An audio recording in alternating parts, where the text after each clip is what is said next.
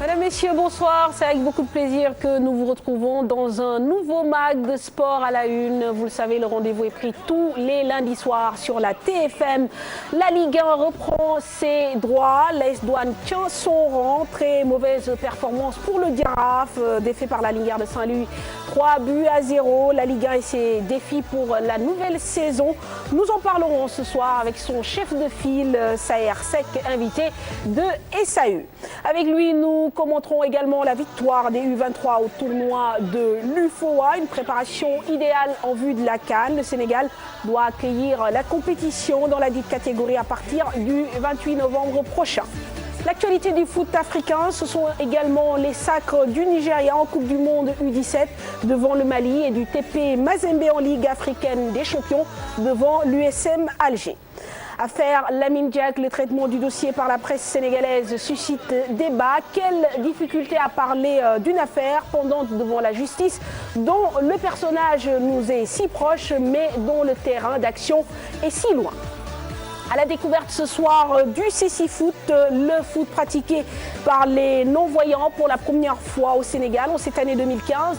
Les pratiquants ont organisé un championnat national. Alidia et Ousmane Niang sont déjà sur ce plateau de SAE. En fin de mag, nous retrouverons bien sûr Mamadou Ndiaye pour les buzz du web. Vous aurez bien sûr une large fenêtre sur l'actu du foot européen. Et puis nous ferons un crochet par Paris pour voir les premières images du regroupement des Lions. Bienvenue à tous.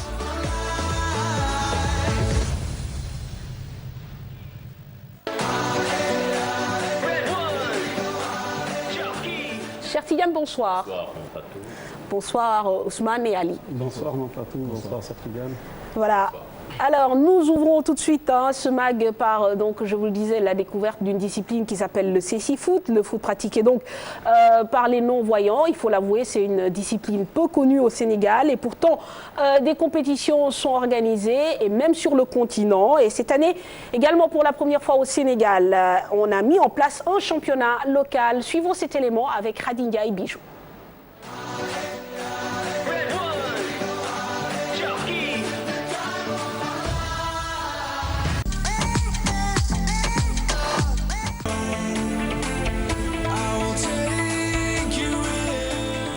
Le Cécifoot ou le foot non-voyant, pratiqué depuis plusieurs années au Sénégal par les handicapés visuels. Le Cécifoot a joué son premier championnat cette année avec un niveau de jeu satisfaisant. Le Cécifoot, je veux dire, on l'a commencé depuis plusieurs années, mais de manière officielle. Voilà, c'est la première année qu'on a commencé un championnat officiel pour l'ensemble du Sénégal. L'ensemble du Sénégal parce que aujourd'hui les joueurs qui composent l'ensemble des équipes sont issus de toutes les régions du Sénégal. Bien que se basant à Thiès, ils sont venus de toutes les régions, à savoir Kaolack, Saint-Louis, etc. Ils se sont constitués en équipe en fonction de la zone d'origine. Donc voilà, aujourd'hui c'est l'équipe de Thiès qui était en finale avec l'équipe de Dakar. Donc c'est la première fois de manière officielle qu'on joue une finale du championnat national de Cécifoot. Et le vainqueur aujourd'hui, c'est la région de Thiès, l'équipe de Thiès. Nous la félicitons vivement. Je suis étudiant là, donc à l'étranger, en France même. Donc avant de France, en fait, on a joué fille si football ci école bi maak sama camarade yi mais loolu mënu ko tuddee Cécifoot parce que dañ doon jouer nu ñu neexee rek di jël bal bi di jouer suñu entre ñun amuñu ñun ay code mais bu ma demee en France ci laa dugg Cécifoot bi foofu di fa def Cécifoot donc ci laay boobu laay évolué boobu léegi ma ñëwee vacances fii nag ma tombé ci championnat bi commencé ma ne nag mënu ma fi nekk championnat Cécifoot am fii ma ne duma ci may toog fee sama néeg ne duma ci dugg foog ma ñëw bokk même bu dee damay def benn match sax dem ñibbiwaat naa def benn match au moins participer ci quoi loolu la moom fi indi woon waaw. Quatrième lors de la dernière CAN de Cécifoot jouée le mois dernier à Douala, les acteurs demandent plus de considération pour mieux propulser ce sport au Sénégal. L'équipe a été montée en France, il y a des professionnels qui sont là-bas parce qu'il y a aussi des joueurs qui sont issus du Sénégal, notamment de l'INEFJA, qui sont partis en France faire des études. Par conséquent, on a constitué une équipe nationale. Alors ce sont ces joueurs-là qui ont eu à participer et ont eu à qualifier le Sénégal pour les championnats d'Afrique. Merci Khadija Bijou. Alors on va peut-être commencer par Alidia qui est le responsable national du Cécifoot pour déjà lui demander l'endroit qu'on vient de voir. Oui. C'est où exactement? Là, on est en fait, c'est un terrain de cécifoot qui a des dimensions paralympiques, qui se trouve au sein de l'Institut national d'éducation et de formation des jeunes aveugles à Thiès, donc au kilomètre 2,5 route de Saint-Louis, et que c'est un terrain qui a été réalisé grâce aussi à l'appui de nos partenaires belges, donc dans le cadre de Wallonie-Bruxelles International, un terrain donc de gazon naturel et qui se trouve au sein de l'Institut. Oui, au sein de l'Institut, mais c'est pour tout le Sénégal, c'est pour tous les aveugles du Sénégal, c'est pour tous les joueurs qui veulent jouer le cécifoot. Et au-delà même de Thiès, c'est aussi un terrain pour la sous-région. Et je vous dis que c'est le premier terrain africain de cécifoot. Nous avons été quelque part, mais là-bas aussi, c'est quelque chose qu'on venait de créer. C'est pas un terrain. Là, nous avons un terrain de dimension paralympique. Donc, il reste juste le problème des barrières. Donc, ici, vous n'avez pas vu de barrière, alors que le cécifoot, donc il faut des barrières. Ça nécessite des barrières. Expliquez-nous le cécifoot des non-voyants qui jouent au foot. Ça paraît quand même un peu irréaliste, mais qu'est-ce qui aide vraiment? Par exemple, vous avez un ballon un peu spécial. Tout à fait. Nous avons ici un ballon sonore où il y a des gros à l'intérieur. Donc dire que le cécifoot, donc c'est un mot composé, cécité, football. Et ça se joue dans un terrain donc, comme le handball, donc de 40 mètres de long et 20 mètres de large, avec aussi des buts comme ceux de handball, donc 3 mètres sur 2. Se joue avec aussi 5 joueurs de champ, dont un gardien de but qui est voyant. Mais le terrain, comme vous le voyez, c'est un terrain qui est aussi divisé. Donc, il y a d'abord le ballon sonore qui aide un peu les joueurs à se mouvoir, mais aussi il y a trois guides. Il y a 2 guides extérieurs et un guide interne qui est au niveau du terrain. Les guides extérieurs, il y a le coach qui est au milieu et qui prend presque la plus grande partie et qui doit guider. Quand Ousmane a le ballon, je lui dis Ousmane, va à gauche, va à droite. Donc il joue, il a le ballon, donc je l'aide un peu à se diriger vers les buts. Il y a un deuxième guide extérieur, c'est celui qui se trouve derrière les buts. Et quand le ballon dépasse ma zone de guidance, c'est ce guide-là qui va dire à Ousmane l'attaquant, ok, axe. Comme ça, si Ousmane était à droite ou à gauche, va se diriger vers l'axe. Et au moment où il se trouve à l'axe, il va lui dire Khagnel. Donc c'est bon. Très bien. Voilà. Donc, et un code qui est important parce que qui nous permet au moins d'éviter le télescopage. Et c'est le voile. Donc celui qui a le ballon, il se signale, il dit que j'ai le ballon pour que ses coéquipiers puissent aller à l'avant. Et s'il perd, il dit j'ai perdu. Mais le défenseur qui est plus proche du ballon doit obligatoirement dire voy. Voy en espagnol veut dire j'y vais. Donc j'y vais pour dire à ses camarades, laissez, je suis plus proche de lui, je vais aller vers lui. Mais aussi dire au porteur du ballon, attention, je viens vers vous. Donc pour que télescopage n'y ait pas. Donc c'est des codes obligatoires qu'il faut dire, sinon c'est une faute. Alors justement, on va demander à Ousmane qui est pratiquant, Oui. Est-ce que ça a été facile pour vous d'intégrer justement ces codes au départ et depuis combien de temps vous vous adonnez à cette discipline? D'abord, je remercie l'invitation, donc on est ravis d'être là. Donc nous, on a commencé depuis 2006 de pratiquer le sport. En étant petit, on nous a forgé. Et c'est compliqué quand même parce que dès le départ, c'était des codes, comme vous avez dit. Maîtriser le voile, le G, j'ai perdu et tout ça là, c'est parfois compliqué. Mais avec quand même l'aide de ceux qui nous ont soutenus depuis lors, vraiment on arrive à se débrouiller avec ça. Mais c'est le manque de moyens parce que ça demande beaucoup de moyens et ça demande beaucoup de physique aussi. Donc si vous voyez les pays avec qui on a joué la Coupe d'Afrique, eux ils ont démarré en 2012, 2013, quelque chose comme ça. Nous on a démarré depuis 2006, nous y sommes. Le Maroc a démarré même pas vers 2008 ou quelque chose comme ça. Nous on était le premier pays africain à pratiquer le cécifoot. Mais il n'y a pas de soutien, il n'y a pas les moyens, donc Vous dites que exact. ça demande beaucoup de moyens.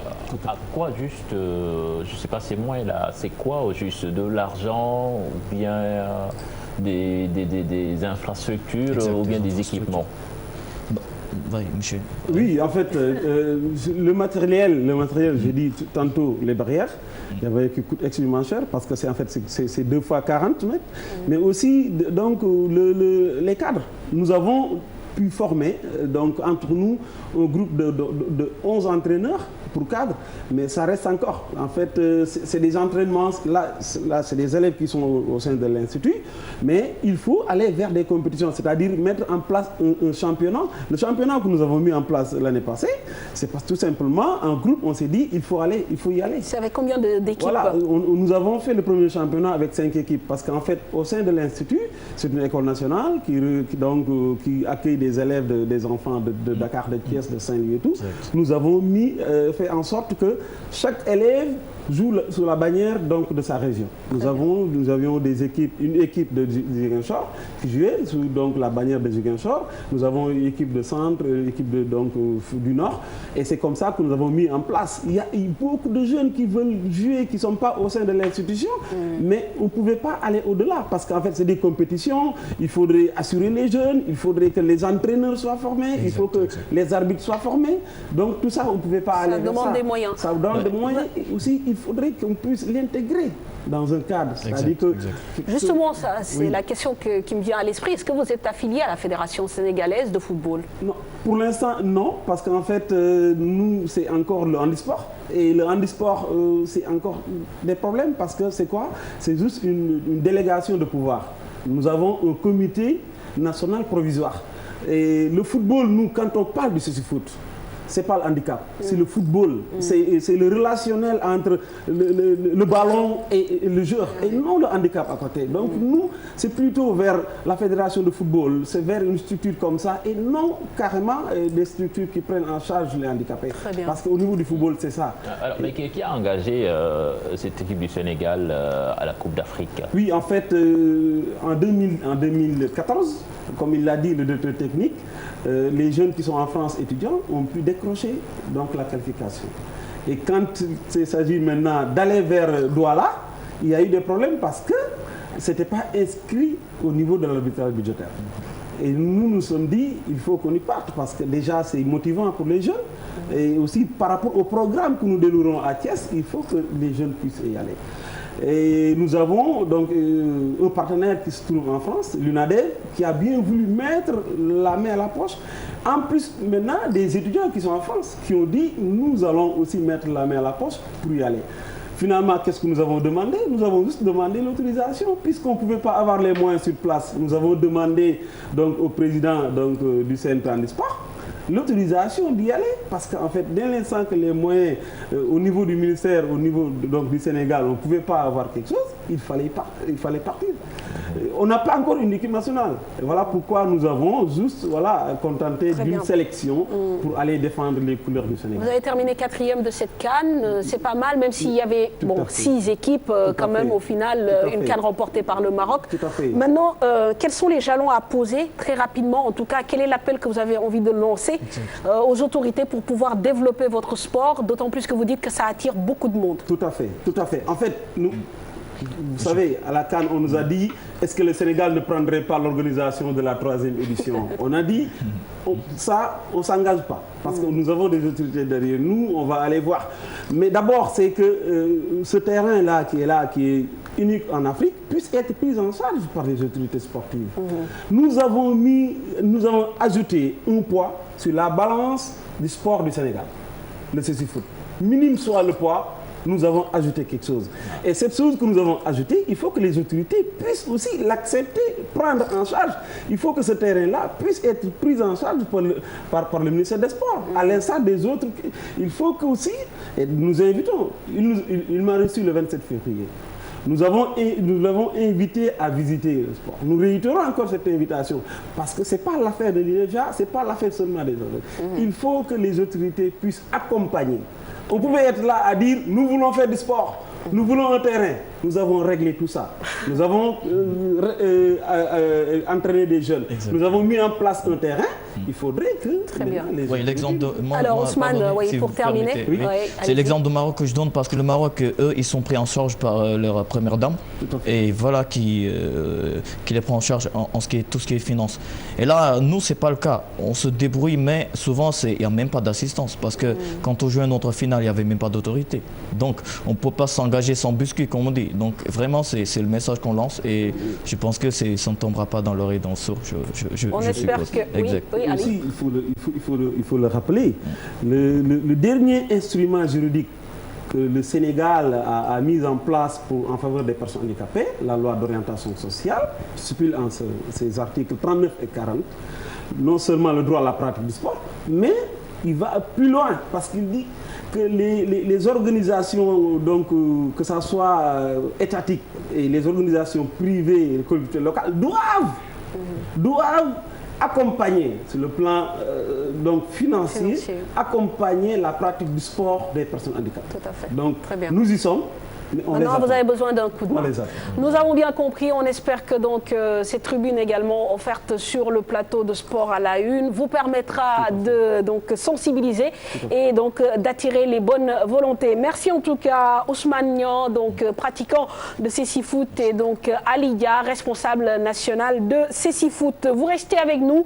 Nous parlons dans quelques instants donc d'athlétisme et surtout, cher Tidiane, d'une affaire bien délicate à traiter. Voilà, avec l'affaire Lamine Diack, évidemment, une partie de la presse sénégalaise, enfin tout cloué au pilori dans cette affaire. Certains journalistes sont accusés de défendre le président de l'I2AF au lieu de s'en tenir aux faits.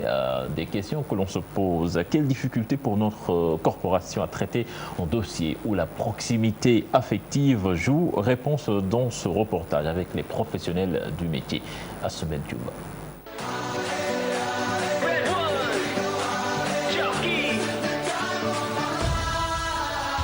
Moi, j'étais surpris, comme tout le monde, comme tous les Sénégalais, comme tous les sportifs du monde entier, connaissant bien Lamine Diack, connaissant sa probité intellectuelle et morale.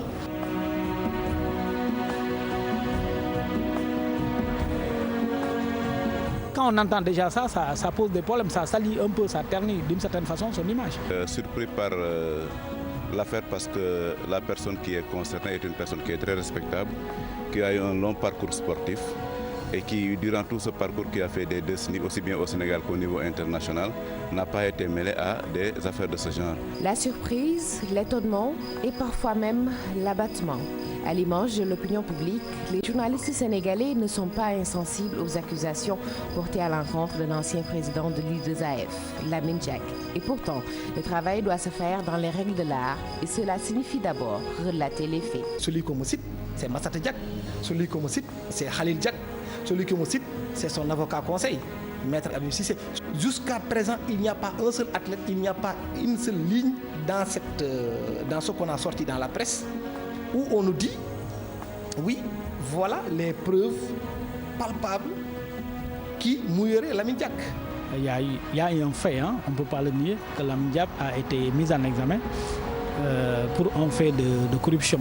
On a traité l'actualité. Ce qu'il y a de constant, c'est qu'il y a une accusation qui a été portée contre lui, il y a une action judiciaire qui a été portée contre lui, ça on n'y peut rien. Lamine Diack, accusé de corruption passive et blanchiment aggravé, ses fils aussi. Un vaste réseau de chantage pour couvrir des cas de dopage d'athlètes, notamment russes.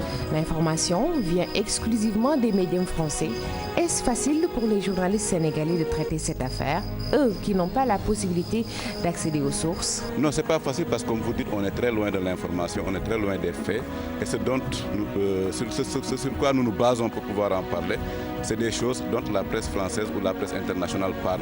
Et peut-être que cette presse internationale, ce qui va l'intéresser, c'est une partie des faits, et peut-être pas tous les faits. Donc il y a une certaine distorsion, ou bien il y a une certaine, en tout cas je ne dirais pas manipulation, mais une certaine présentation des faits qui, si on s'y engouffre, ne nous donne pas l'exacte réalité de tout ce qui se passe. Qu'est-ce que veut dire Lamine Diack?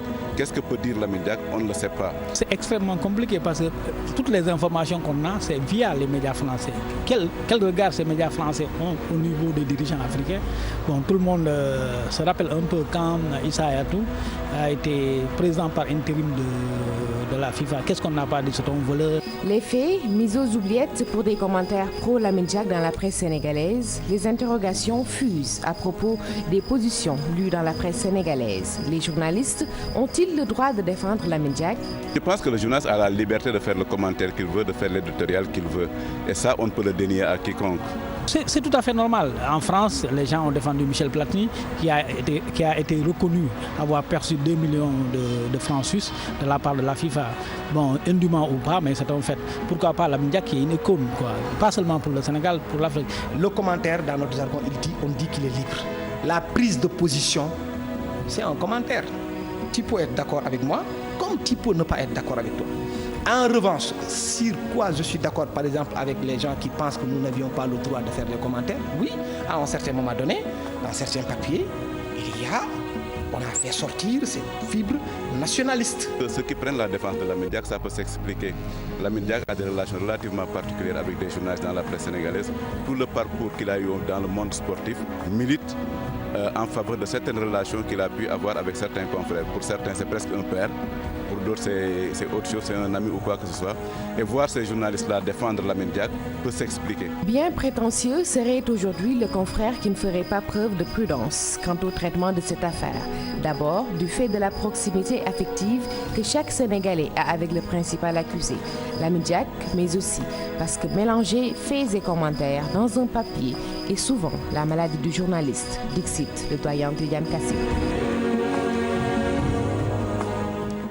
Voilà, délicat, il faut être prudent. Saher Seck, bonsoir. Bonsoir. Bien sûr, vous venez ici en tant que président de la Ligue sénégalaise de football professionnel, mais aussi en tant que personnalité tout simplement du monde du sport. Quand vous voyez ce genre d'affaires où, comme on le dit, il y a quand même la proximité affective qui intervient, la problématique des journalistes, vous, en tant que sportif, comment vous réagissez? Écoutez, moi, ma réaction est simple. Au-delà du sportif, je connais l'homme Lamine Diack. Il a contribué un peu à notre parcours. C'est un homme qu'on a suivi depuis ses débuts dans les affaires ici au Sénégal. Et c'est un homme qui a toujours été connu pour sa probité. Et donc, je ne vois pas de raisons pour lesquelles, effectivement, il doit en changer. Ce que je note, c'est que sur l'ensemble des différents commentaires, on parle de Lamine Diack souvent escalité. Mais personne n'a encore dit que Lamine Diack s'est personnellement enrichi. Mais on a vu, contrairement à Michel Platini, qui lui s'est personnellement enrichi au niveau de la FIFA, un tir de barrage de la France et de la totalité de la presse française et des amis, effectivement, de Michel Platini. Donc je pense qu'il n'y a aucune fausse modestie. Je pense qu'il faut que les journalistes sortent du bois et défendent un homme qui, jusqu'à preuve du contraire, est réputé effectivement innocent. Pour un homme qui a passé presque l'essentiel de sa carrière à combattre le dopage. Tout à fait. Tout à fait. Il me semble de toute façon absolument surréaliste que Lamine Diack puisse profiter de faits de dopage pour s'enrichir personnellement. C'est vraiment le plus mauvais scénario qui peut être écrit et porté au passif d'un homme qui a passé effectivement toute sa vie à combattre ça, toute sa vie à promouvoir les valeurs du sport et toute sa vie à démontrer tous les jours que c'est un homme qui est un homme propre. Donc moi, c'est ce que je crois, c'est ce que je défends.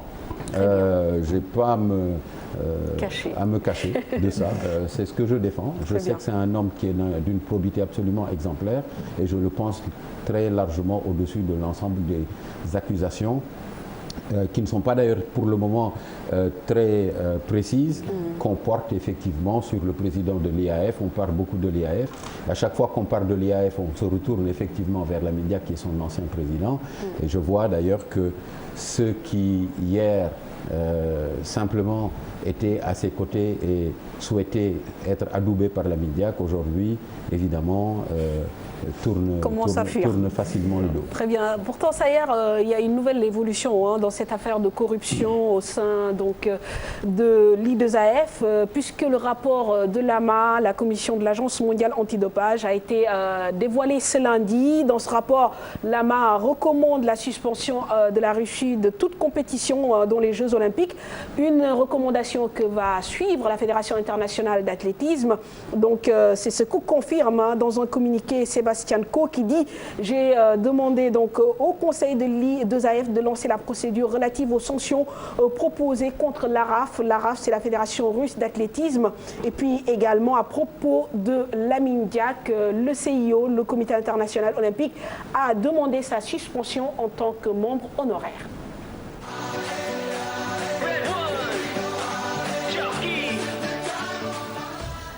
Nous parlons d'un autre sujet qui vous intéresse au plus haut point, j'imagine, Saher Seck, c'est bien sûr le football. D'abord, on va aller sur les pelouses avec donc la Ligue 1 qui a repris du service ce week-end. Championne en titre, l'AS Douanes était attendue, bien sûr, elle a répondu présent.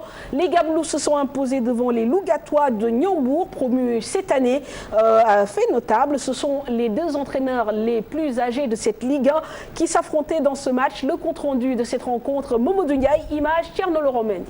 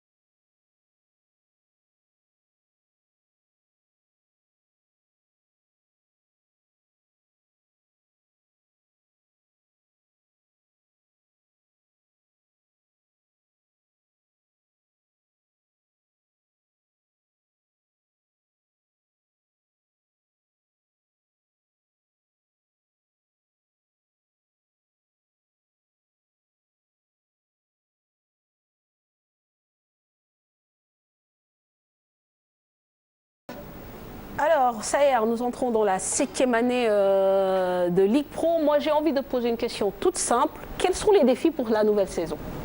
Écoutez, d'abord, le premier défi, c'est celui d'un championnat qui soit un championnat régulier et qui soit un championnat de qualité. Qui soit un championnat qui soit également dépourvu de violence. C'est vraiment pour nous le défi de la consolidation des acquis en ce qui concerne l'organisation. Et je dois avouer que ce défi aurait été plus beau avec une qualification au Tchad, au Rwanda, au mois de janvier, qui est vraiment une compétition sur laquelle nous misions, parce que je pense que nous avions effectivement la qualité pour pouvoir y aller. Et pour moi et pour nous, au niveau de la Ligue, c'était vraiment le moment de mesure de la progression technique de notre football local. C'est la raison pour laquelle nous avons beaucoup de regrets en ce qui concerne l'élimination de notre équipe locale. Et il ne faut pas se le cacher, c'est un camouflet. Très bien, justement, c'est un échec du foot local. C'est ça, c'est sûr. Et c'est vrai que c'est vraiment un coup d'arrêt en ce qui concerne la progression que nous étions en train d'observer. Et vraiment, cette année, nous avions pensé, avec une équipe locale au Chan et l'AS Douanes, un peu plus loin que d'habitude sur l'échiquier africain, montrer... voilà. Ceci dit, ce n'est pas un échec qui va nous décourager. On sait un peu où on va. Mais vous connaissez un peu les causes d'ailleurs de cet échec. Oui, tout à fait. Je pense que la première chose, c'est, quoi qu'on en dise, c'est pour le moment la faiblesse atavique un peu de notre football au plan économique. Nous n'avons pas pour le moment la capacité de garder nos meilleurs joueurs. Justement, cette faiblesse économique, ça fait bientôt, on va entrer dans la 7e année du football professionnel. Et pourquoi nos clubs deviennent de plus en plus faibles? Parce que là, ils ne deviennent pas de plus en plus faibles, on ne peut pas dire ça. Mais président, il n'y a pas un an, on voit un club champion du Sénégal finir en 2e division la saison qui suit. C'est pas normal. Non, ça c'est certain. C'est certain que c'est pas normal. Ceci dit, quand vous regardez en Angleterre, Manchester United a fini championne et ensuite a fini lamentablement 8e, ce qui est presque pour un club comme Manchester United quasiment une relégation. Mais ce qu'il faut savoir, c'est que quand Pikine est championne du Sénégal, Pikine vient coiffer le Jaraaf au terme de 2 journées vraiment un peu folles. Et c'est pareil pour le Ndiambour qui vient arracher le titre à la dernière journée, un titre qui était entre les mains effectivement des NGB Niary Tally. C'est vous dire que les équipes sont extrêmement proches les unes des autres.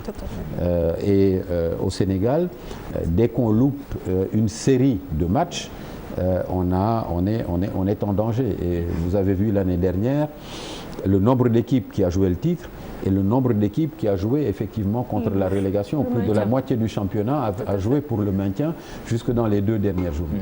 Président, on parlait de ce problème économique là. Par exemple, un club comme Pikine, l'année où ils sont champions, les finances étaient correctes. L'année qui a suivi, le club a eu d'énormes problèmes sur le plan financier et ça s'est réjailli sur le plan sportif.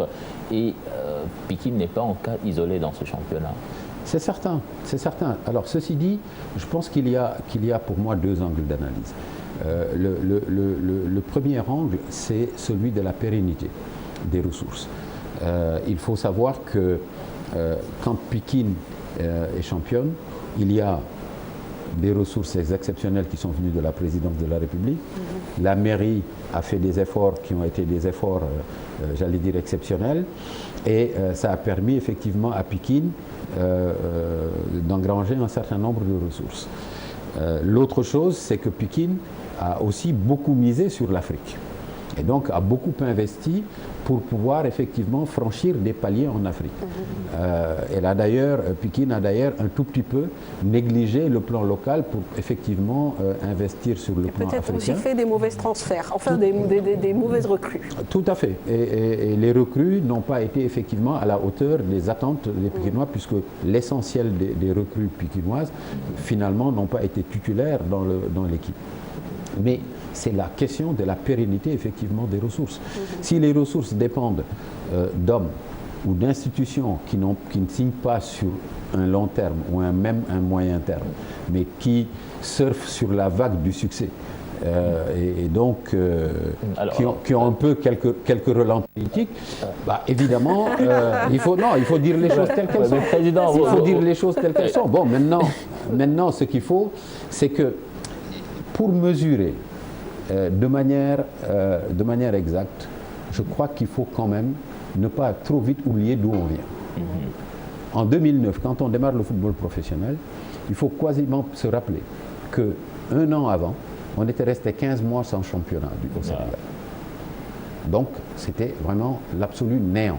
On était dans des profondeurs abyssales de tout ce qui est organisation de football, régularité de football. Aujourd'hui, on a un championnat qui se joue de manière régulière, qui a engrangé un certain nombre d'avancées, qui produit un certain nombre de joueurs qui, malheureusement pour nous, ne restent pas parce que, étant ciblés par des économies sportives plus fortes que nous aujourd'hui, et donc bénéficiant de conditions que nous ne pouvons pas effectivement leur offrir. Mais cela montre aussi qu'il y a derrière la production que nous faisons une formation qui nous permet de renouveler effectivement cet effet. Justement, vous êtes président d'un club, Diambar, et vous avez des sponsors, souvent vous signez des partenariats avec des sociétés, mais dites-nous comment vous faites pour que les autres clubs puissent s'en inspirer. Non, mais tout à fait, mais vous savez, ça c'est un peu le but du jeu. Il est heureux qu'un certain nombre de chefs d'entreprise et un certain nombre d'entreprises acceptent aujourd'hui d'écouter, rien que d'écouter, les sportifs. Mais on a aujourd'hui un environnement qui n'est pas un environnement qui est propice au développement du sponsoring. Et plus que de donner de l'argent, l'État devrait prendre en compte la facilitation de la capacité des différentes entreprises à accompagner les clubs. Mais aujourd'hui, si dans une entreprise, vous prenez 50 millions pour donner à un club, au plan fiscal, vous êtes imposé sur ces 50 millions. Or, si l'État, rien qu'en faisant une exonération sur ce montant-là, aurait incité beaucoup d'entreprises à accompagner plus facilement effectivement les clubs, et donc on aurait multiplié. Alors maintenant, évidemment, chaque club a ses capacités, à son imagination, à son ambition, à son carnet d'adresses, à son entre-gens. Bon, pour le moment, Diamba se débrouille pas trop mal, mais ce qu'il faudrait, et moi ce à quoi je rêve, c'est que d'autres clubs viennent à dépasser Diamba pour effectivement aller un peu plus haut. Quand vous voyez aujourd'hui le TP Mazembe avec Moïse Katumbi, quand vous voyez en Guinée les clubs qui sont en train d'émerger avec Suarez ou les autres, il y a toujours des grosses entreprises ou des grosses organisations financières qui sont effectivement derrière ces clubs. C'est la même chose en Algérie. Et aujourd'hui, quand vous prenez l'Afrique du Sud, le Gabon, le Maroc, il y a des sommes colossales le Gabon, qui sont investies par l'État directement dans ces clubs. Et pourtant, pour que ces clubs progressent, ils viennent chercher des joueurs chez nous. Alors, on avance sur le déroulé donc, de ce MAG. On va parler de foot et revenir bien sûr au débat avec ce qui s'est passé à Mbour. Ouais, à Mbour, où réside Diambar pour sa première à domicile. Mbour Petite Côte a perdu devant le vice-champion Niary Tally. Défaite 2-1. Hassan Cissé et Talambaye ont été les buteurs des Galactiques. Benoît Toupane a réduit le score pour Mbour Petite Côte à la 67e minute. Nous allons écouter les réactions des deux entraîneurs, Abdou Karim Mané et Lamine Dia.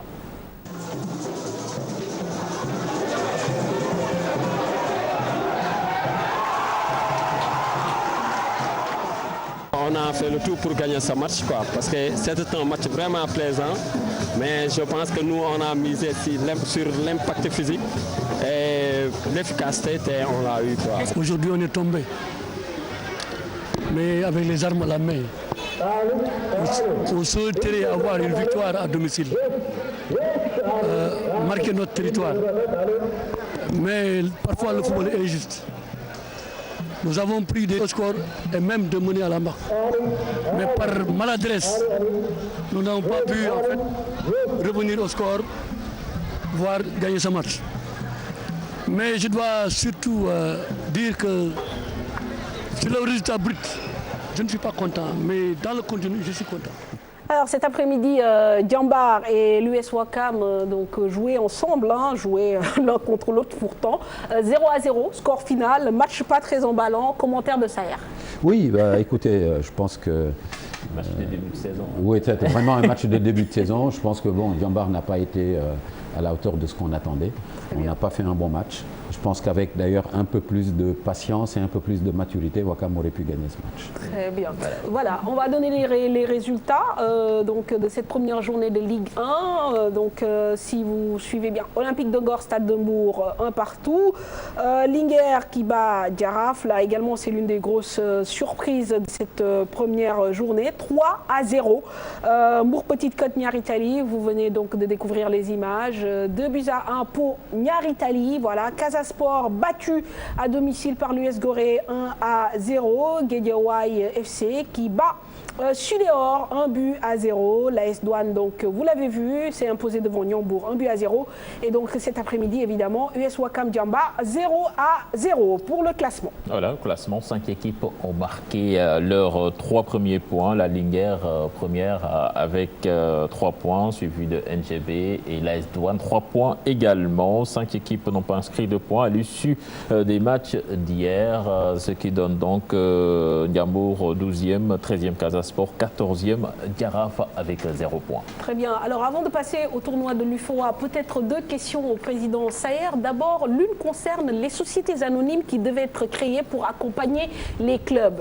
Récemment, nous avons reçu Oumar Gueye Ndiaye qui nous disait ne pas du tout être au courant de ce genre de création. Et pourtant, c'était dans le cahier des charges de la Ligue professionnelle.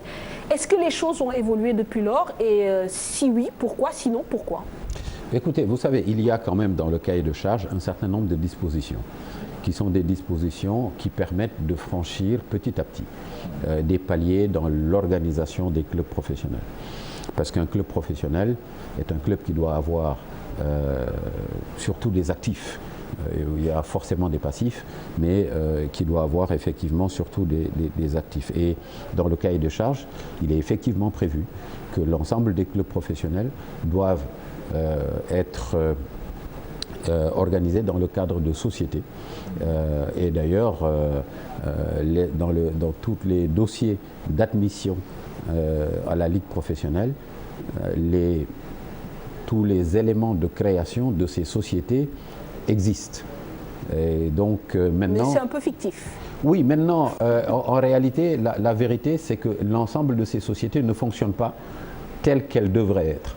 Alors la problématique est simple. Est-ce que nous devons être extrêmement rigides et collés surtout au fonctionnement de ces sociétés pour déclarer non aptes et non éligibles à la Ligue professionnelle l'ensemble de ces clubs au risque de tuer le nouveau-né?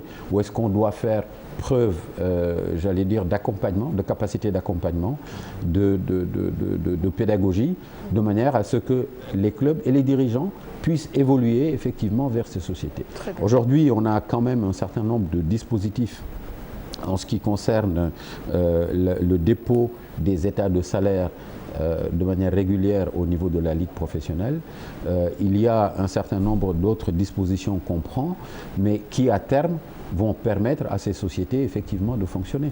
Parce qu'on a malheureusement beaucoup de ressources qui viennent de la poche des dirigeants. Il serait même avisé ces dirigeants à fonctionner en termes de société parce que ce sont des apports qu'ils font en compte courant. Et ça, ce sont les ressources de l'entreprise, par exemple Mbour Petite Côte, et l'ensemble des salaires et autres, préparation d'avant-saison, préparation de matchs, transport, etc.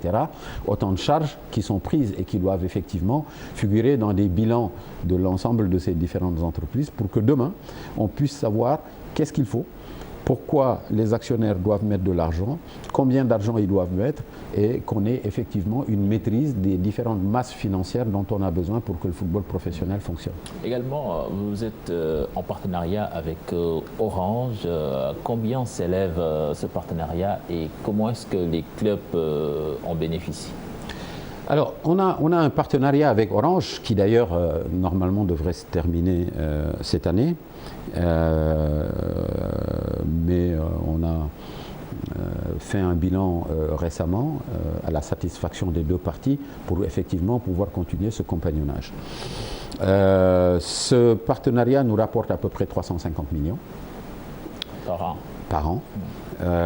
Et l'ensemble des clubs en bénéficient à divers titres. Le premier, c'est que ces 350 millions permettent déjà de créer une administration au niveau de la Ligue professionnelle pour permettre qu'elle fonctionne de manière pérenne. Parce que tous les dirigeants de la Ligue professionnelle sont souvent des présidents de clubs, mais sont souvent aussi des présidents de clubs qui ont une activité, professionnelle autre. Omar Gueye, dont vous parliez tout à l'heure, a beaucoup de difficultés à participer aux réunions à 16h. Qui ne l'est plus d'ailleurs. Qui ne l'est plus, mais bon, j'en parle d'expérience parce que son travail l'appelait ailleurs. Baye Diouf Dia est un des cadres de l'administration douanière. Moi-même, je suis un vendeur de poissons. Et donc, en réalité, on est dans nos activités qui sont des activités, les activités qui nous rémunèrent et qui nous font vivre. Et c'est quand on a fini ces activités qu'on s'occupe de la Ligue professionnelle, souvent aux grandes dames des journalistes. Aujourd'hui, vous avez une activité, une administration qui est une administration pérenne, qui est là du lundi au samedi, que vous pouvez visiter et interroger à tout moment, qui s'occupe du fonctionnement de la totalité de la Ligue. Et ça, c'est une chose qu'il faut effectivement pérenniser et développer. Il y a également tous les frais d'arbitrage, parce que dans le football professionnel, le spectacle appartient au club qui l'organise. Par exemple, cet après-midi, dans le match entre l'US Ouakam et Diambar, le spectacle appartenait à l'US Ouakam, qui a mis en place les frais d'organisation, mais qui a également encaissé la totalité des recettes qui sont les recettes de ce match. Mais les frais d'arbitrage font partie normalement de ces frais, et la Ligue a décidé, elle, de prendre l'ensemble des frais d'arbitrage qui sont quand même un allègement de ce point de vue. Alors, ceci dit, on essaie également dans la Coupe de la Ligue de donner des subventions aux clubs. Donc vous savez que au premier tour, on donne 1,5 million à chaque club. Ceux qui passent, on leur donne 1 million. En huitième, ceux qui passent en quart prennent encore 1 million. Ceux qui passent en demi prennent 2,5 millions. Et le finaliste... Même s'il y a des clubs fautifs de violence qui touchent moins. Non, les clubs fautifs de violence, quand on est fautif de violence, on est traduit devant les instances qui sont des instances compétentes de la Ligue, qui sont généralement autonomes. Parce que nous-mêmes sommes présidents de club et nous ne devons pas juger les autres, parce qu'on serait juge et partie. Donc on a une commission de discipline qui est une commission autonome qui connaît de l'ensemble des différents faits de violence et qui prend les décisions. Et si, évidemment, Djambar, demain, est sanctionné d'1,5 million ou de 500 000 francs pour des faits de violence, quand la Ligue doit effectivement donner des subventions, ces sanctions, effectivement, sont retirées et restent dans les caisses de la Ligue. Alors, on a beaucoup d'éléments à regarder. On va avancer un peu avec notamment ce tournoi de l'UFOA, vous le savez, qui s'est joué ces 2 derniers jours à Saint-Louis depuis jeudi, et c'est le Sénégal qui s'est imposé devant la Gambie, cette dernière ayant été disqualifiée pour avoir refusé de jouer les prolongations. En demi-finale, bien sûr, les U23 sénégalais avaient brillé devant la Guinée-Bissau, s'imposant 5-0. Retour sur les temps forts du parcours du Sénégal dans ce tournoi joué à 4 équipes. Pafarening, image Morharm.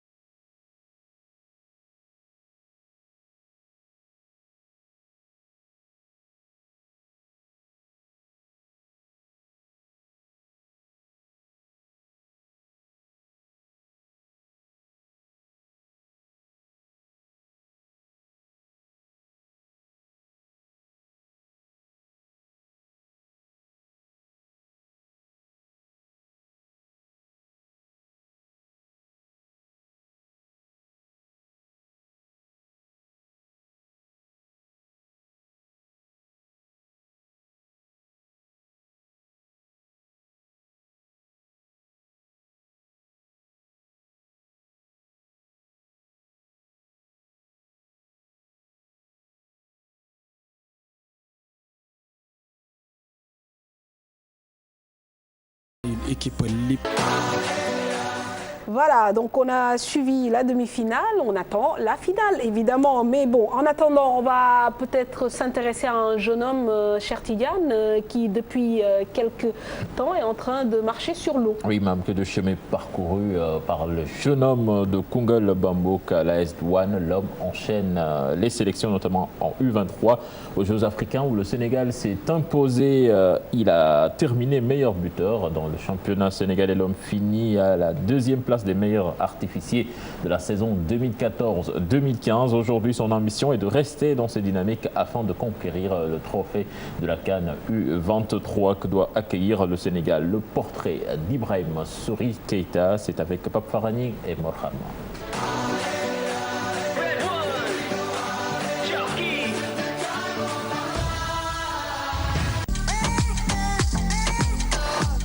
Ibrahim Souri Keita, attaquant de l'AS Douanes, en même temps attaquant équipe nationale olympique et locale aussi. Il est le meilleur buteur des Jeux africains de Brazzaville 2015. Le sociétaire de l'AS Douanes a bourlingué un peu partout avant de déposer ses baluchons dans l'équipe des Gabalou. Ibrahim Souri Keita est aussi le meilleur artificier du championnat. Il prend avec beaucoup de philosophie son statut de buteur providentiel dans l'équipe olympique. C'est une satisfaction. C'est une satisfaction. Tous les autres rêvent d'être un meilleur buteur, surtout en équipe nationale. C'est une satisfaction. Un moment grandiose, la médaille d'or aux Jeux africains. Ça c'est bien pour moi. Ça c'est bien pour moi et ça c'est bien pour les autres aussi. Avoir une histoire dans le football sénégalais, c'est une satisfaction pour moi. Toutefois, le Gabalou rêve plus haut et plus fort. Je rêve de jouer en Chelsea aussi et en Manchester United. Malgré son statut de joueur de pointe, il est un adepte du beau jeu, d'où le choix de son idole. C'est Ronaldinho. Parce que dans le jeu, dans le jouer, ça va faire du plaisir, quoi. Une sélection en équipe A est l'un de ses objectifs majeurs. C'est mon objectif. C'est mon objectif. C'est mon premier objectif après à l'étranger, Inch'Allah. Après une saison 2015 de folie avec une médaille d'or aux Jeux africains et un championnat réussi, Ibrahim Souri Keita espère rééditer le même exploit lors de la CAN U23 prévue ici au Sénégal à partir du 28 novembre prochain. Voilà, des jeunes qui se révèlent, qu'on ne connaissait pas forcément et qui se font un nom au fur et à mesure. C'est vrai qu'avec l'AS Douanes, peut-être, il n'était pas au devant de la scène, mais avec les Jeux africains et maintenant le tournoi de l'UFOA, on connaît qui est Ibrahim Souri Keita. Tout à fait. Aujourd'hui, c'est un avant-centre incontournable dans le paysage de notre football local. Je pense déjà qu'avec l'AS Douanes, il a marqué un peu son territoire l'année dernière. Je pense qu'il a été extrêmement important dans la conquête du titre, mais aussi dans la conquête de la Coupe de la Ligue, où je crois qu'il a scoré 2 fois sur ce match-là. Et ensuite, il a confirmé dans les équipes nationales dans lesquelles, effectivement, il a été convoqué. Je pense que c'est un garçon qui a encore une marge de progression, qui peut pour moi aller un peu plus haut. Maintenant, il faut effectivement qu'il soit dans la recherche de la constance et dans la recherche de la performance. Oui, mais président, quel est le danger qui le guette? Puisqu'ici, on voit que souvent des attaquants font une bonne saison, après ils partent et puis ils reviennent. Ben, écoutez, tout dépend de la destination dans laquelle il va. Je pense que quand on est un attaquant est toujours tributaire de la production de son équipe. Or, la production de la Douane l'année dernière, et notamment dans la deuxième moitié du championnat, a été d'une qualité telle qu'il en a effectivement profité parce que les ballons lui ont été effectivement amenés. Alors, souvent, au Sénégal, quand on est meilleur buteur, on est regardé avec les yeux de Chimène par d'autres championnats. On finit par partir, mais quand on part dans des destinations où l'équipe n'est pas à la disposition de l'avant-centre, ou que l'équipe est dans une situation relativement difficile où elle se bat plus pour ne pas perdre que d'être à la conquête du ballon et de pouvoir mettre l'attaquant dans des bonnes conditions à côté des buts, dans la surface de réparation ou à la limite de la surface de réparation. Quand l'avant-centre récupère le ballon à la ligne médiane et doit faire effectivement la différence tout seul, c'est pas forcément. Souvent, quand on quitte ici, on va vers l'inconnu. Voilà, c'est pas forcément l'apanage d'un joueur comme Sori Keita. Et donc, il faut faire effectivement très attention à ça. Alors, Président, on va parler aussi de cette compétition que nous allons accueillir. On se souvient en fait de la CAN Junior qui nous avait valu beaucoup de satisfaction et qui nous avait permis même d'aller à la Coupe du Monde. Là, on s'apprête à accueillir donc cette CAN U23, mais on a entendu récemment le coach Serif Alioudia dire que bon, les autorités devaient taper aux portes pour faire libérer les joueurs professionnels. Est-ce que vous avez bon espoir, même si vous n'êtes pas dans l'attelage de la fédération, qu'il y aura quand même des joueurs professionnels qui vont venir renforcer ce groupe-là? Écoutez, on va faire tout ce qu'on peut. Ce qu'il faut savoir, c'est qu'un club professionnel obéit à un certain nombre de règles de fonctionnement. Et il n'y a pas d'état d'âme, souvent, de ce point de vue. Les clubs professionnels ont un certain nombre d'objectifs. Et quand le club est dans une situation qui, malheureusement, n'est pas une très bonne situation, il est extrêmement difficile de leur demander de se séparer de joueurs majeurs qui leur permettent effectivement éventuellement de se battre pour commencer à entrevoir ou un titre ou sauver effectivement une saison.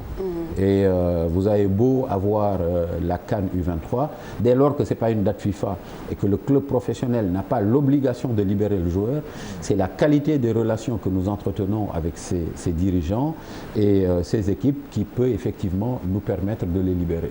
Taper sur la table ne serait certainement pas la bonne solution, parce que vous avez beau taper sur la table, si l'autre est bien fondé dans son droit, il ne vous écoute même pas. Mais clairement, le Sénégal est attendu, parce que la performance des Jeux africains est un indicateur. Non, mais forcément, je veux dire, même si on n'avait pas la performance au niveau des Jeux africains, nous serions effectivement attendus. Nous avons accepté d'organiser cette CAN, non pas seulement pour gagner le défi de l'organisation, mais aussi gagner le défi de la participation. Notre objectif, clairement, est double, c'est d'aller aux Jeux Olympiques, où nous avions été effectivement en 2012 et qui est aujourd'hui la base de notre équipe A.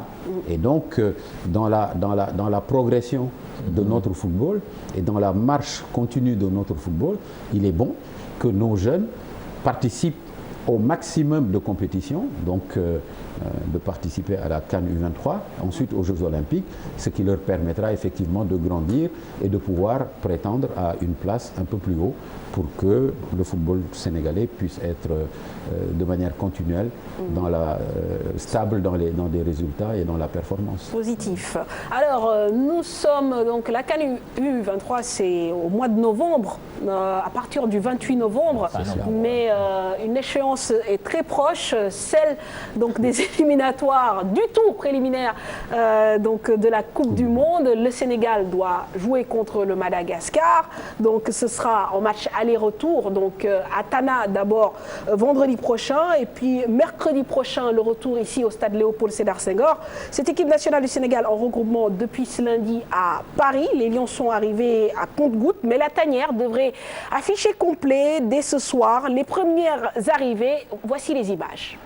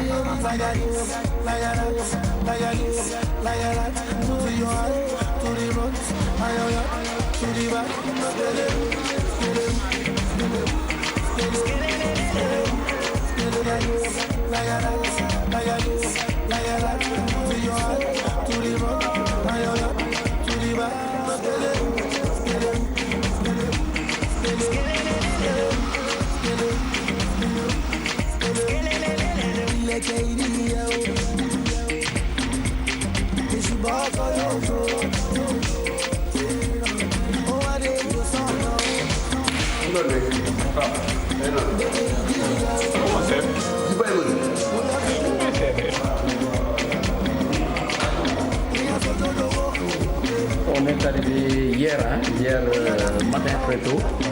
Et on est là.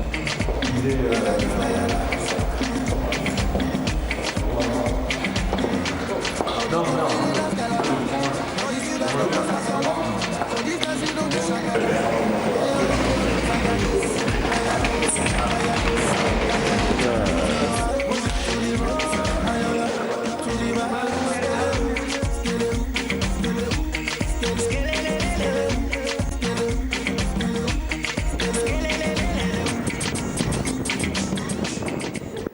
Voilà les premières images depuis Paris. Nous sommes en ligne avec Pape Abdoulaye Der. Pape Der, bonsoir. Bonsoir, ma Pape. Alors, comment se porte la tanière? Il y a des bobos. Il y a des bobos. Pape Ndiaye Soirée, par exemple, il est quasi forfait. C'est acté. Il devait passer des examens ce soir, mais les nouvelles ne sont pas rassurantes. Boukari Dramé également confirmé. Il y a également Diafra qui ne sera pas de la partie, ainsi qu'Alfred Ndiaye. Abdoulaye Diallo, le gardien de but, était bien présent au regroupement aujourd'hui, mais n'a pas pris part à la séance. Il souffre de la cheville, il a une infiltration, donc 3 jours de repos pour lui. Il sera quand même du voyage. C'est dire qu'il y a quelques bobos dans la tanière, mais bon, c'était prévu. Aliou Cissé avait finalement rallongé la liste de 25. On est passé à 27. Il y a également Moussa Konaté qui, aux dernières nouvelles, n'est pas encore à l'hôtel Millennium, mais il devrait lui aussi faire partie du voyage et donc il sera présent à Tananarive, nous dit-on, Mamfatou. Alors le côté gauche donc de l'équipe nationale a priori décimé, Boukari Dramé, Pape Ndiaye Soirée, donc il reste Saliou Ciss. Une seule séance d'entraînement cet après-midi avant le départ sur Tana, prévu demain, à quelle heure?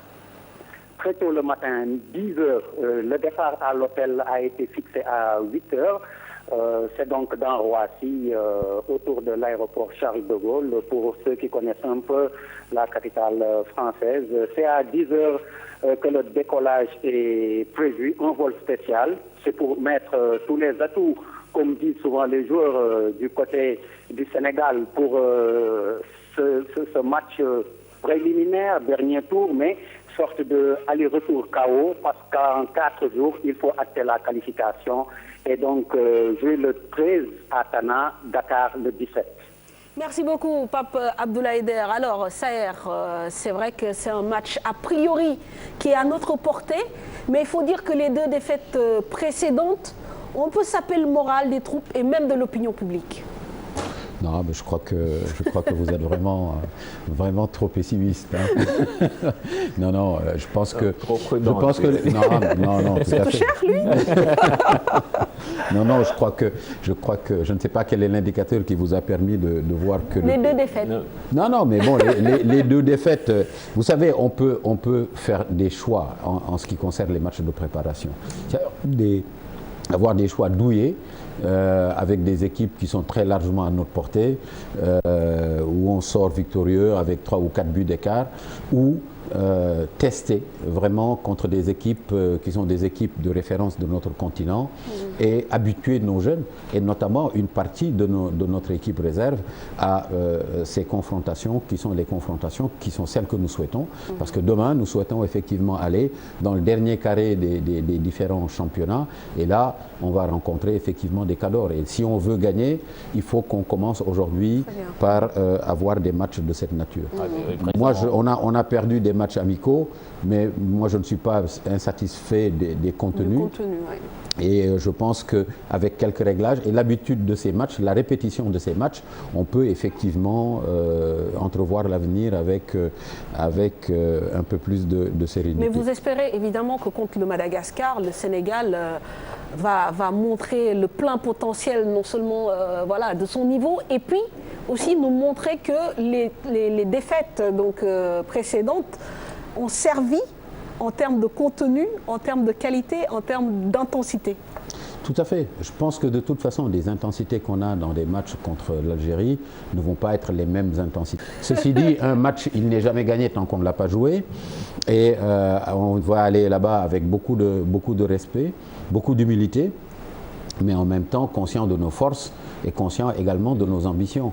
Maintenant, si le Sénégal doit trembler devant Madagascar, c'est pas la peine d'aller à la Coupe du Monde, de chercher à aller à la Coupe du Monde. On voit aussi que la ligne offensive de l'équipe est en panne depuis ces 2 matchs-là. Et en club également, ça se poursuit puisque nos buteurs sont devenus moins prolifiques ces derniers temps en Première Ligue. Ça peut être un problème pour elle aussi. Oui, c'est toujours un sujet de réflexion pour le coach. Mais la vérité de la compétition n'est pas la vérité des matchs amicaux et n'est pas la vérité d'un championnat. Dans un championnat, quand vous prenez un Diafra Sakho, qui est un peu souffrant, mais quand vous prenez... Quasi forfait, d'après Der. Tout à fait. Mais quand vous prenez, je ne sais pas, un Sadio Mané est quand même relativement décisif ces derniers temps. Alors, qu'il n'ait pas marqué pendant 2 matchs, ça ne veut pas dire que Sadio Mané a totalement perdu la boussole et ne sait plus où se trouvent les buts. En plus de ça, je pense qu'il peut quand même prétendre à avoir de la qualité au milieu de terrain dans une équipe nationale qui n'est peut-être pas la même en club. Et donc, voilà, ce ne sont pas les mêmes réalités. Mais très honnêtement, on va dans ce match avec confiance et ambition, avec humilité, et pour faire le travail et passer effectivement au dernier tour des qualifications pour la Coupe du Monde. L'entraîneur de Centrafrique qui a été éliminé par cette équipe avertit les Lions que ce sera une pelouse extrêmement difficile qu'ils vont trouver là-bas. C'est clair, mais ça, honnêtement, en Afrique, on a vu pire à Windhoek. Voilà, ce ne sera pas une excuse qui sera à retenir, parce qu'on sait effectivement qu'en Afrique, on n'est pas toujours dans des conditions, notamment en termes de pelouse, qui sont optimales pour la pratique du football. Mais bon, nos garçons, que je connais pour la plupart, commencent à avoir l'habitude. Voilà, non seulement ont l'habitude, mais sont mentalement préparés pour effectivement faire face à ce type d'aléas. En tout cas, départ demain donc sur Tana. Alors, Sayer, vous parliez tout à l'heure du TP Mazembe, le TP Mazembe qui trône justement sur le continent, le Nigeria sur le monde, le foot africain au devant de la scène ce week-end. Alors, en Coupe du Monde des U17, les Nigérians ont battu en finale une belle équipe du Mali. Et en Ligue africaine des champions, les Corbeaux du TP Mazembe ont confirmé leur suprématie donc, devant les Usmistes d'Alger. Le point. Le tout-puissant Mazembe est encore sur le toit du football africain. Le club congolais a encore remporté la Ligue des champions 2014-2015 ce dimanche. Il a battu à domicile l'USM d'Alger 2-0. Également dominé à l'aller sur la marque de 2-1. C'est le 5e titre du TP Mazembe dans cette compétition. 5e sacre aussi pour le Nigeria en Coupe du Monde des moins de 17 ans. Les Golden Eagles nigériens qui ont survolé sur le tournoi qui se déroulait au Chili ont pris le meilleur sur le Mali en finale 2-0. Des réalisations signées par le meilleur buteur de la compétition, Osimhen et Bamkoboy. Un des protégés du sélectionneur nigérien Emmanuel Emenike, le meilleur joueur du tournoi, il s'agit de Kelechi Nwankali. Les petites catégories, moi, absolument impressionné par ce qui se passe avec le Mali. Sur les U20, les U17, le Mali est en train de préparer sa relève clairement. Je pense que ça y est, vous suivez l'actualité du football africain. Et on se rend bien compte que c'est un pays qui est en train d'investir dans les petites catégories. Écoutez, le Mali a l'avantage d'avoir encore dans ses capitales des espaces où les jeunes peuvent effectivement s'adonner à la pratique du football et en masse. Et évidemment, quand on a une base élargie en ce qui concerne le football de masse et que les jeunes passent par la rue dans l'initiation, dans l'animation d'abord, l'initiation et ensuite la préfo, c'est une préfo qui est presque entre griffes naturelle. Ça donne effectivement quelques bons produits de talent. Maintenant, je pense que il y a un petit secret parce que je ne vois pas beaucoup de compétitions de jeunes au Mali et je les vois très très performants en jeunes. Bon, il va falloir qu'on y aille un peu pour regarder d'un peu plus près. Je pense Jean-Marc Guillou qui était à Abidjan maintenant, qui est au Mali. qui fait le même travail, puisque c'est lui qui a sorti les Yaya Touré, les Germaignon. Il fait le même boulot au Mali. Et dans cette équipe malienne également, il y a un prodige, un jeune joueur très très fort qui doit signer au Paris Saint-Germain et qui ne l'a pas fait pour le moment parce qu'il n'a pas les 18 ans. Et je pense que pour émerger, il faut du talent également, du talent à l'état brut. Et je pense que Saher est là, même certains reprochent à Diambar de ne pas encore sortir ce méga star, ce grand diamant, justement. Ben écoutez, je vous disais tout à l'heure qu'il y a peut-être quelque chose qui nous échappe, parce que quand je regarde la qualité technique intrinsèque, je pense qu'il n'y a pas vraiment trop de différence. Mais par contre, la qualité physique, elle est extrêmement importante à cet âge. 1 an de différence, une maturité physique précoce fait beaucoup de différence à cet âge-là.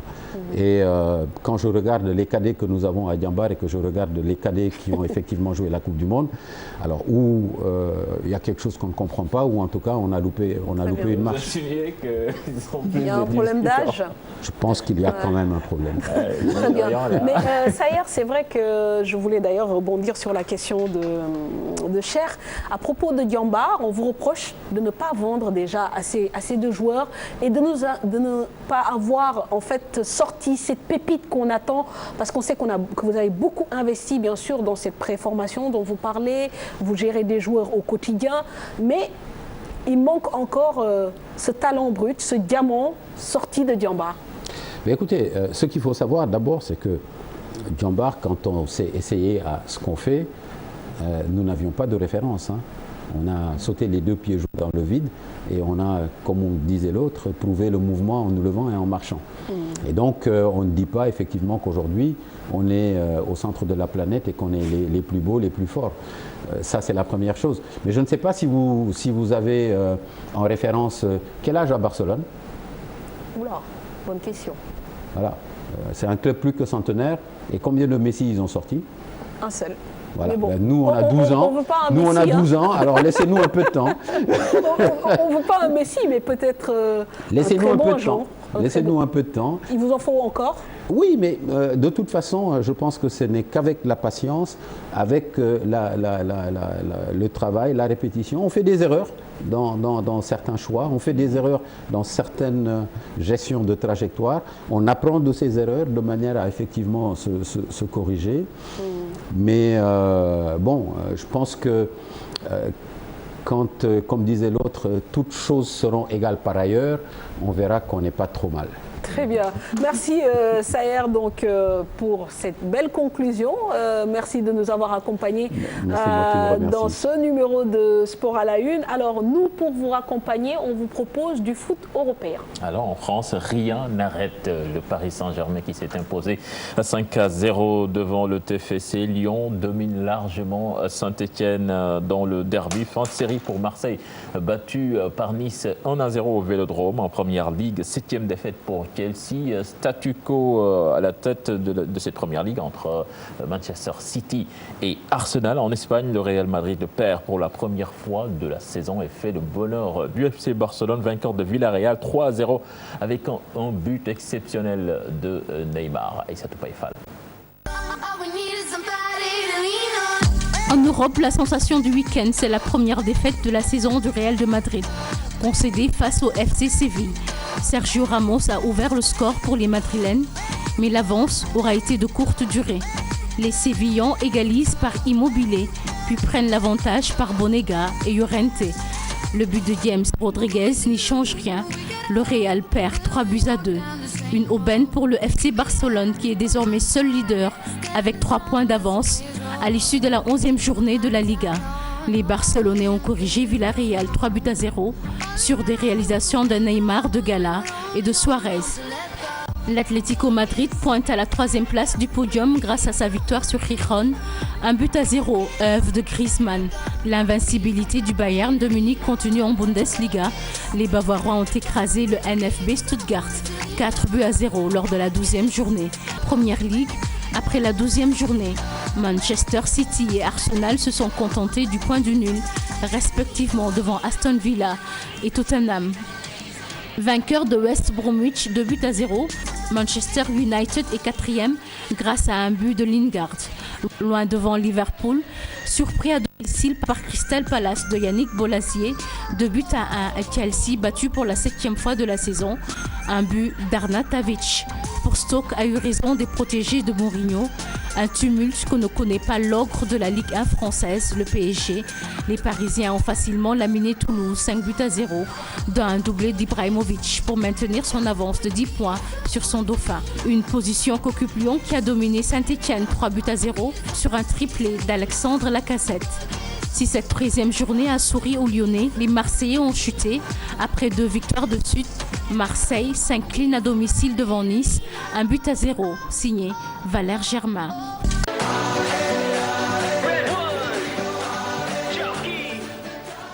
Et on va terminer avec notre petit voyage virtuel, vous l'aurez compris, hein, c'est l'heure des buzz du web avec Monsieur Mamadou Ndiaye. Monsieur Ndiaye, bonsoir. Bonsoir Mampatou, bonsoir cher Tidiane. Alors on démarre donc avec cette nouvelle, Patrick Vieira aurait trouvé un point de chute. Ah oui, c'est officiel, le Français Patrick Vieira est le nouvel entraîneur de New York City. New York City, c'est à la MLS, la meilleure ligue soccer, c'est aux États-Unis. L'équipe de David Villa. Oui, il entraînera bien sûr Pirlo, Lampard et David Villa. Rien que ça. On parle de stats en Europe cette fois-ci, le FC Porto, seule équipe invaincue dans les championnats européens. Oui, bien sûr Mampatou, après la défaite du Real de Madrid, le FC Porto est la seule équipe invaincue en Europe, toutes compétitions confondues. Bravo au Porto. Alors, Mesut Özil qui bat un record. Oui, l'Allemand est le premier joueur dans l'histoire de la Premier League à effectuer une passe décisive en 6 matchs consécutifs. Très bien.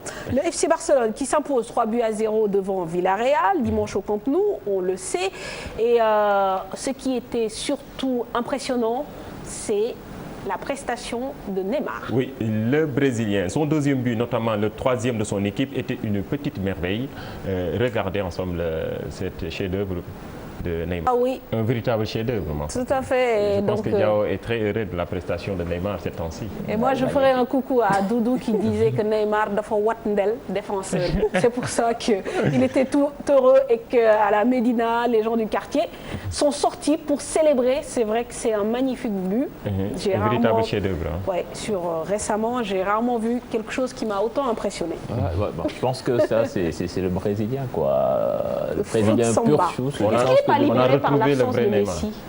Bien sûr. Je pense que sans le grand chef, c'est lui qui porte le costume de leader. Il s'est complètement libéré. Et moi, je pense que c'est le Neymar de Santos. Oui. Celui que l'on voyait avec Neymar, le vrai Brésilien. Le football freestyle dans les compilations YouTube.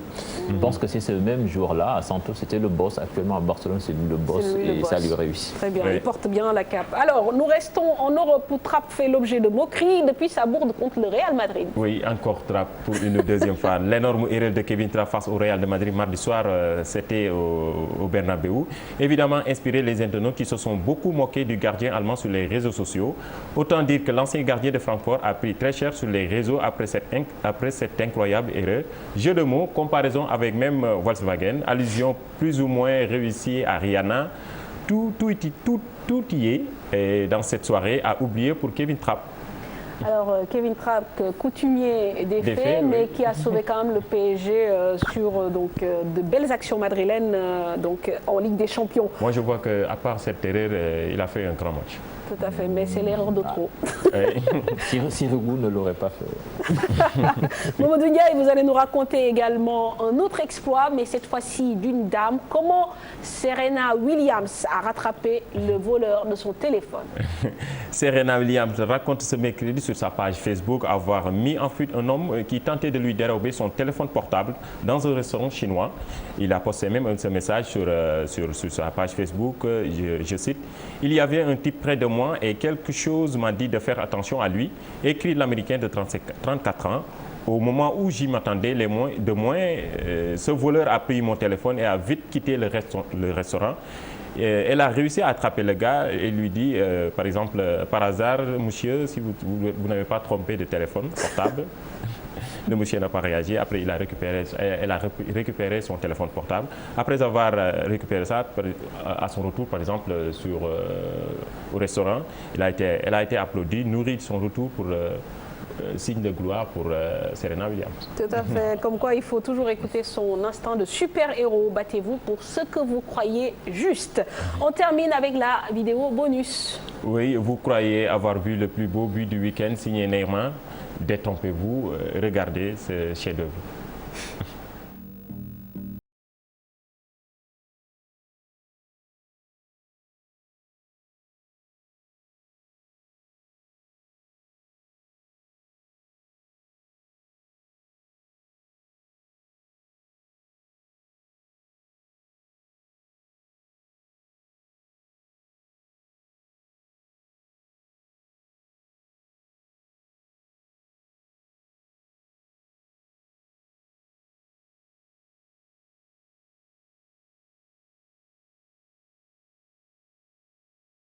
La coiffure. Un Ghanéen, lui.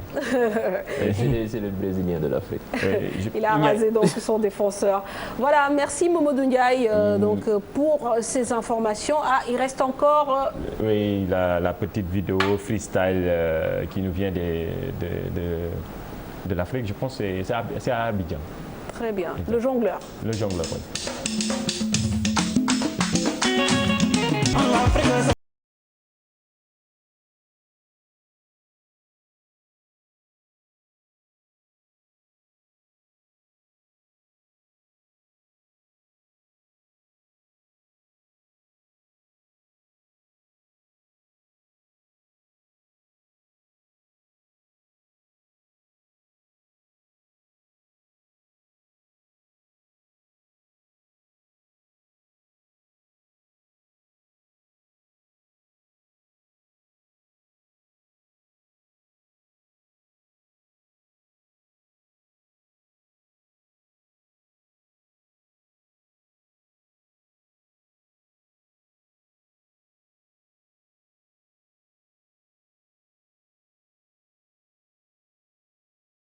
Acrobate en même temps, je pense. Gymnaste aussi. Gymnaste, oui.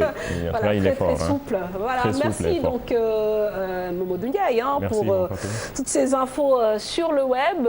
Cher Tidiane, c'est fini pour ce soir. Alors, on se donne rendez-vous la semaine prochaine. Voilà, et merci aux équipes techniques, comme d'habitude. Son, caméra, décor, maquilleuse, Bibi et Yacine.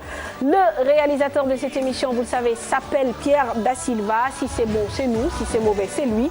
Vous connaissez désormais la formule. Excellente soirée, à bientôt.